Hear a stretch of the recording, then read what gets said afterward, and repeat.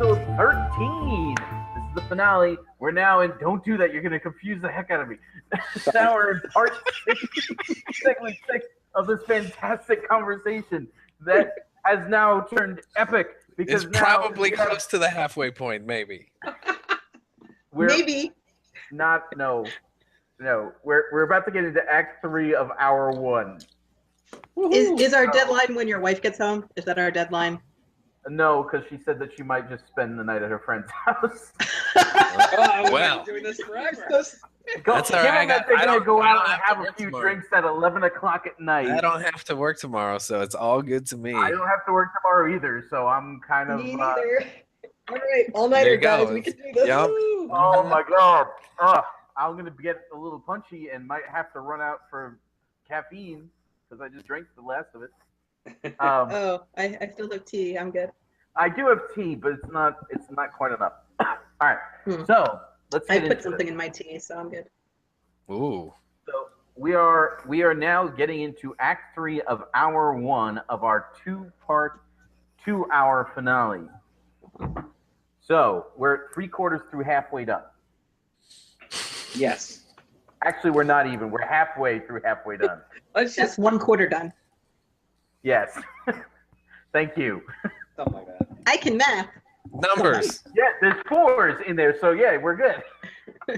My vision Well, no, is that glazed was- over, and I can taste pennies. This is not good. Let's stop talking about numbers. Sorry. You said numbers. For a second, I'm allergic. It's what I do for a living. I don't know what else to do. I'm allergic. I can't deal. I will do Okay. them for you. Yeah, please.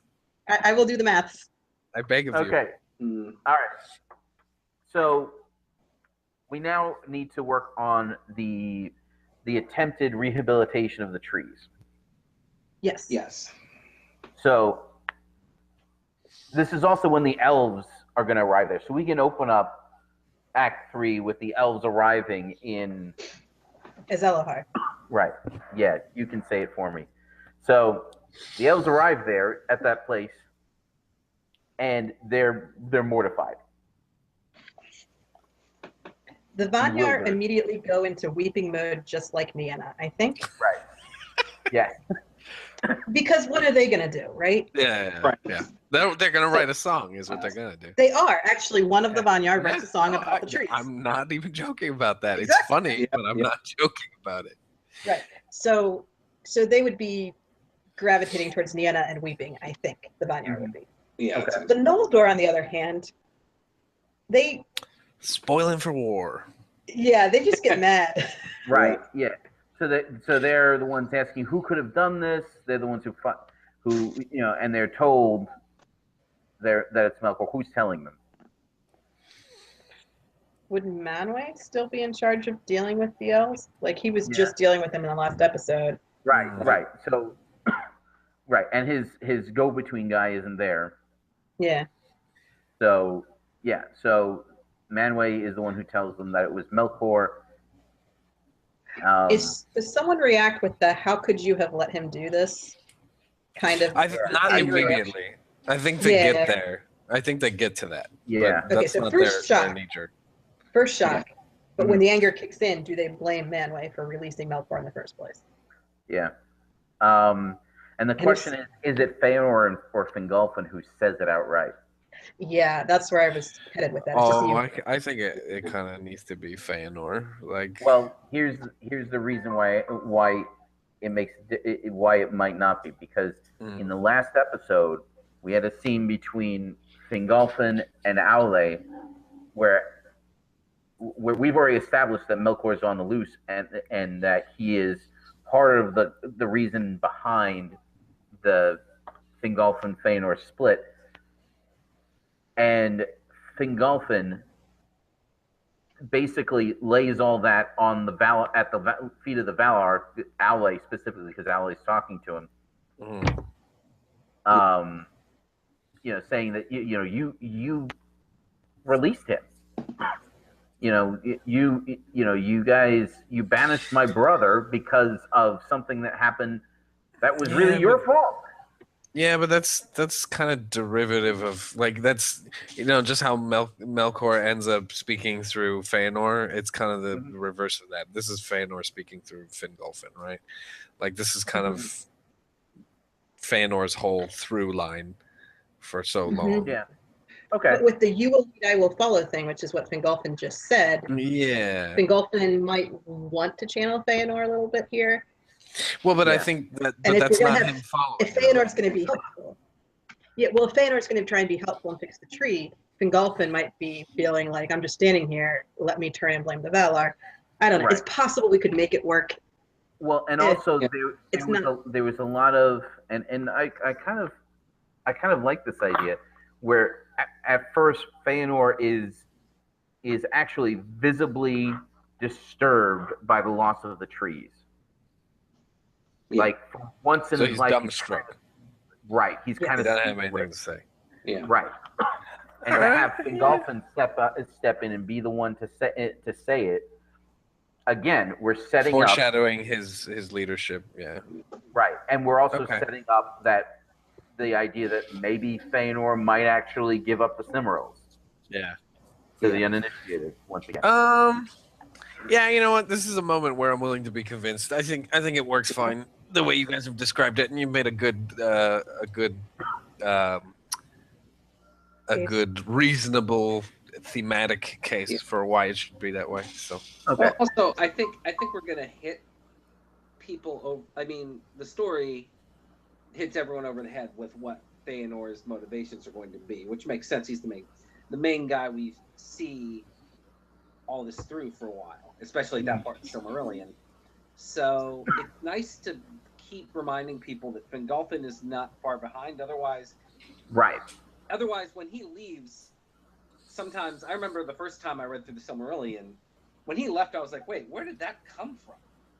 Yeah. And I like not being the case in this particular. Right. Well, I'll tell you why it didn't shock why that moment didn't shock me was because when I saw the scene where where Fingolfin releases Feanor Right. prior to Feanor even getting banished. Yeah. That to me was Fingolfin saying, "I don't care what you guys have to say about this. Right. I released Right. him." Yeah. You know. Yeah. This is that was between me directed at the Valar, not at Feanor. Right. Right. Exactly. So that's the way I always read that. Yeah. And so it made a lot more sense for Fingolfin to go with Feanor yeah. After that, in especially. antagonism of the Valar. Right. Even after Feanor burns the ships. Yeah. And then he goes over the Helcaraxa. This guy doesn't want to live under the Valar anymore. Badly enough that he's willing to follow his brother who just left him high and dry. I mean, I think that's maybe a slightly modern interpretation of that. I think there's not as an explicit a condemnation in that action as you're making it out to be. I think he really he swore the oath, and that is his word he's holding to his word as he must. I don't think he's super jazzed about having to go with his brother, but I think he knows it is the Valinorian thing to do, right? To follow his brother after he said he was going to follow his brother. It's the stakes are too high for his, not just his reputation, his honor, right? Like the understanding of what honor is in a classical, or not even classical, I gave my before word. classical. And I don't think you're totally wrong. I think you're just maybe making it bigger than it is. Okay, that's possible. But what I'm saying is that the anti-Valor sentiment is not a wholly Feanorian thing. Well, I also think it's appropriate for the The Fingolfin that we have on screen, right? The Fingolfin we have on screen is not identical to the one that's in the book, and his character development is much slower in the TV series, and I think it fits pretty perfectly with who Fingolfin is supposed to be. Even if he thinks he's speaking, even if he himself personally thinks he's speaking for Feanor using Feanor's words, I think he kind of wants to back up his brother in this moment where, our Valar are much more fallible than the ones in the book, and he's not 100% on board with everything that they say and do. So Right. yeah, I don't think it's out of place here at all. Okay, so we're gonna. Who am I bouncing off of? So we're going to get. How do we open up the attempts to heal the trees? Is the question at that point. Yavanna should try first. Well, I think we should acknowledge that there's poison in them. Yes. Yeah. So Yeah. that's got to come from Yavanna. That's her realm of expertise. She's the one that's got to say that. Yeah, in the book, they have her like touch a branch and it just breaks right off. Mhm. So like the tree is visibly withering Yeah. as she does anything to it. Do we want Este to be involved in this at all? If I the mean, suggestion everybody is- kind of. Well, I If don't know Este what is she can do. involved, it would be to put them in stasis so that they don't fade so fast. Yeah, She to sleeps. slow it So down. yeah, can she put them to sleep so they don't die? Yeah. I don't know if they want to try that. I mean, basically everything they try to do should just not work. So Yeah. if Yeah. Well, They can that try can everything. work. That can at least slowing it down makes sense because eventually they're going to save a fruit and a flower. right. Yeah. So they're going to succeed at that, and that's got to be part of action on their part rather than it just happens. Yeah. I mean, it doesn't have to, but So as far as for it it's to work on screen, it's got to be something they do. We're Yeah. channeling the end of Crouching Tiger, Hidden Dragon. Is that what it is? I actually never saw that. Oh, it's pretty good. Yep. Now Now I Crouching heard Brian. Tiger, it's the end of Crouching Tiger, Hidden Dragon. A character is poisoned, and he basically meditates to slow the poison. That is kind of the moment. Yeah. So Yes. Well, That's I mean, what I'm saying. Yes, except I didn't see the movie. Should Yavanna be singing because she sang the trees into existence in the first place? she should So should try. it be like That she's- should be- there should be an attempt made on I her. think On she's everything that they did before to make the trees, there should be an attempt made to do that. she So should Niana be has to choked. cry over the tree. Yeah, Mhm. but she should also be choked by sobs, as it is clear that it's not working. Like the Yes. song does not go on for very long. Yes, I agree. And it's not the same. Yeah, like it's more like yes, it was mournful before. Yeah. But now it's a dirge. Now it's Right. yeah. Well, Yeah. Well, before she was mourning over the loss of all the stuff that got killed when the lamps crashed down. So right. it's not Poor that. Yavanna. Yeah. Well, Mourning the morning, Yeah. So now, the mournful morning of the morning. Morning becomes somebody had suggested, I forget who it was. I think it may have been Ray. Ray Burns suggested having Feanor break open the Feanorean lantern. one of the Feanorean lanterns and trying to catch the dying sap of Dewdrops. the tree. Yeah. In the lamp to try to Save it. to save the light. I think that it can work as an introduction into him trying to help. Yeah.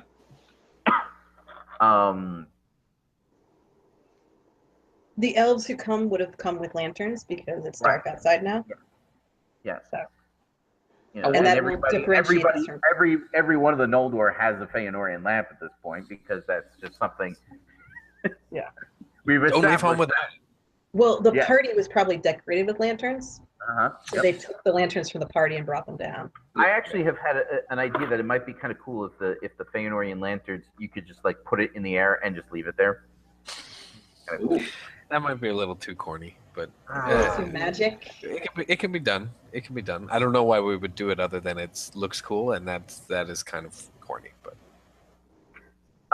Well, We can do it. it's done by that's what the bauble of Princess Eilonwy does in the Pre-Dying Chronicles. Yes. it can Yeah. float. Yes, but that's clearly a magical floating ball, and this is I supposed know. to be an actual lantern. I get it. All right, whatever. which has magical glowy stuff in it. So it's not like it's not a magic lantern. It's just the whole science versus magic thing. We're supposed to keep it pretty subtle here. Lore versus magic. Yeah, I think that's a good point to make. Okay. All right. It was just an idea. Anyway, so sorry, we shut it down. It's not. It wasn't an important one.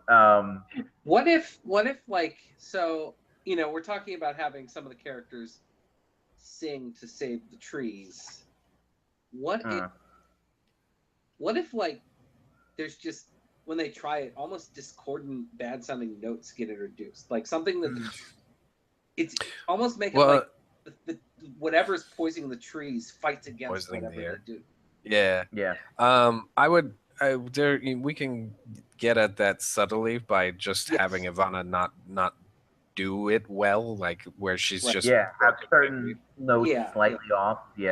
Where she's if you're trying to choke back tears, it is virtually impossible to sing. Like it is. It would also be really interesting to change the timing signature of the piece a little bit. Like if you went from like a 3/4 to a 5/4. Yeah. Ooh, yeah. That's something gross or if you wanted to get real interesting with it, you could actually change time signatures within the piece, where it's 3 bars of 4/4 and then a bar of 5/4. Because it doesn't seem appropriate to have her singing in really bizarre. Yes, I agree. Entirely I wouldn't want it to be bizarre. I would just want it to be like. But having it be wrong in very subtle ways would be good. Yes. I think the idea of the unlight, like having an effect on your mind, can be here. That she's just not able to sing the song right now. Everyone's poisoned. Everyone's poisoned. They haven't just poisoned the trees. They've poisoned, Valinor. They've poisoned Valinor. And so they've marred it. So Feanor's going to jump in and try to save the trees through his art, right? Through his. I'll be honest. This is the problem. This is the part I'm having the most trouble with because I don't know what that looks like. Like you say, jump in and save the trees through his art. No, he's not going to. It's not successful. Well, no, I know that, but what does it look like for him to jump in? Like well, he breaks open a lamp and tries to catch some of the dew that's still falling. Yeah. To like capture the last light of the trees. But somebody like it coagulates and poison. Right. It's poison. So somebody's going to tell him. Right. Yeah. So the lantern doesn't give off bright tree light; it gives off this poisoned light that fades and dies, just like the tree. Oh, that's even better. Like it actually produces the unlight in the lamp. Yes. Like you can't see the lamp no more. That's fantastic. Oh, yeah. I didn't actually say that, but that's awesome. No, I don't see how you could get to anything else based on what you did say. So I'm giving you get all the credit for that one. Okay. So I think it would work too if it starts out like as soon as he catches it, instead of being the normal colors of light, it's almost like like that sickly. Like it turns green and then gets blacker. Yeah, like it starts out like what the? We've never seen the trees make this icky color before. Yeah. So there was this cartoon that existed back in the 90s called The Pirates of Dark Water. Yay! I remember hearing it. I've heard that one. I don't think it is 13 episodes of terrible, and I love every second of it. It's really wonderful. Yes, I don't want to suggest we should copy anything from it, except for the fact that the dark water, which is like a metaphor for oil spills, I guess. I don't know. If it touches you, it poisons you. Yeah. Sort of. Yeah. I mean, like there's also magic stuff and weird stuff, but there's at least an environmental component to the story, I guess, if there's a story. But it's like if it touches you, it poisons you. Yeah. So like even like a single drop of it, if it gets on you, like you're gonna die. Doesn't it turn you into like a wraith almost? Like it consumes you and turn you into a wraith. I think I seem to recall. Yeah, it keeps you alive, so you turn into. You turn into dark water, I think. Yeah, basically. Or you get sucked in or something. Yeah. There's an evil spirit. I don't remember. It's one of these things. The treasures the of idea. Yeah, exactly. Yeah. No, I watched the ever living crap out of that show on Cartoon Network when they started airing it again. So I'll have to see if I can okay. find it. It's bad and wonderful at the same time. It was on YouTube, so I watched it like a year ago, and it's terrible. It's like what we could do is have what we could do to kind of give Feanor something good to do is maybe have him come up with the idea of like focusing the energy of the tree into one point on the tree so they can save that. Well, let's go back and let Marie finish what she was going to say because I think she had more to say. And no, it was just the idea that the dark, evil lobby stuff like consumes and overtakes rather than just statically sits there might be helpful with the unlight. That they have to like actively get back the unlight. They're not just all standing around staring at the trees. Like every once in a while, Varda has to zap unlight to keep it from growing so back it seeks out people and like tries to envelop them. Like there are little globules or whatever that are crawling after people, kind of spider-like almost. Would you say? I keep thinking about like Venom's webs when I think about the unlight. That's what. Yeah. No, I know what you're saying. That's what it makes me. Yeah, something like that. So it's just that it's an active threat. It's not like, it's kind of like that. Yeah. It's not like, don't step on the spider webs, guys. I think maybe the symbiote from Spider-Man 3 is not quite like the basic. The way it moves is probably the best thing that we can take. Yeah. But it shouldn't feel as like solid and ropey and gross. Yeah. Yes, I agree. Visceral. It should be more. There should still be something spiderweb-like about the unlight. So as long as we get the impression of accidentally walking into spiderwebs all over the place, right? And people reacting the way you would react, accidentally walking. But it's a sentient spiderweb that actually tries to wrap you in itself. It doesn't stay where it was put. That's all. Right. Yeah, I got you. Let's run a break real quick. If you're watching this live, I don't know if anybody's left, but if you're watching this live, we've still got a ways to go. Hang in there. It'll be okay, I promise. They could be European, although Europe is probably in the dead of night right now. No, Europe right now is like... It's like 6 in the morning. 5 in the morning. Like 4 or 5 Sorry, 5:30 in the morning if you're 6 hours ahead of us. If Arno was here, he'd be long gone. If you're watching this on YouTube in the future, if I can ever get this cut, definitely like and share the videos if you like and want to share them. If you haven't yet, feel free to subscribe, comment down below or on the side, whichever is available to you. Let us know what we're doing right, what we're doing wrong, and how awesome we are. And check out the links below. Check out the links below for information on Signum University, Mythgard Institute, and Myth Moot 4 taking place June 1st through the 4th. Be there or be square. See you in a minute. Or be in Taiwan.